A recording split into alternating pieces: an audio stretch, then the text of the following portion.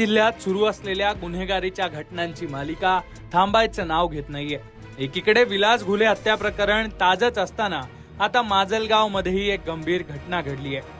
माजलगाव तालुक्यातल्या तालखेडमध्ये सासूरवाडीत राहणाऱ्या 33 वर्षीय युवकाला मारहाण करून गळा चिरून त्याची हत्या करण्यात आली आहे। याच प्रकरणातील मृताच्या पत्नीने केलेल्या आरोपांमुळे या प्रकरणाला आता एक मोठं वळण मिळालंय।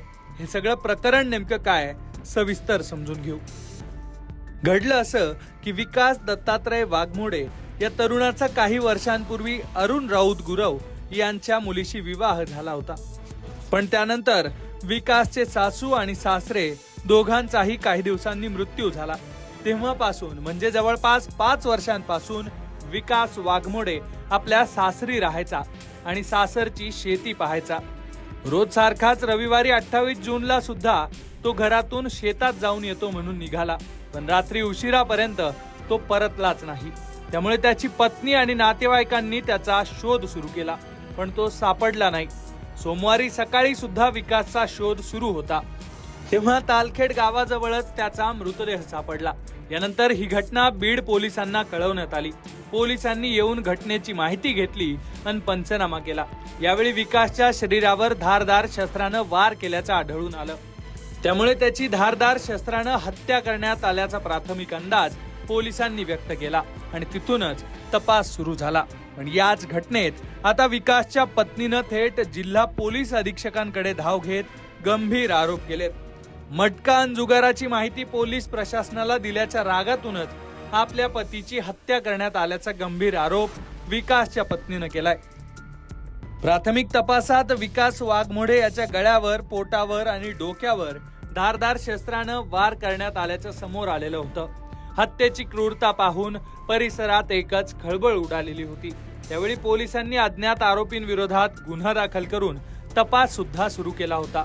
पण आता याच प्रकरणात आपल्या पतीनं परिसरात सुरू असलेल्या कथित मटका आणि जुगाराबद्दल प्रशासनाला माहिती दिली आणि त्याचाच राग मनात धरून त्यांची हत्या झाल्याचा आरोप विकासच्या पत्नीनं केलाय। त्यांनी पुढे असाही आरोप केलाय की आरोपींनी यापूर्वी सुद्धा विकासला मारहाण केली होती, तसंच जीवे मारण्याच्या धमक्या सुद्धा दिल्या होत्या। या प्रकरणाचा निष्पक्ष आणि सखोल तपास करून आरोपींना तातडीनं अटक करावी, खटला फास्ट ट्रॅक कोर्टात चालवून दोषींना शिक्षा द्यावी, अशी मागणी आता विकासच्या पत्नीनं केली आहे। माझ्या पतीचं खून झालेला आहे, विकास दत्तात्रय वाघमोडे। ते जेवायला गेले म्हणून गेले होते रानात, पण परत आलेच नाही। संशयित आरोपी आहे, बाकीचे काय धरले नाही, त्यांनी एकच धरलाय आरोपी।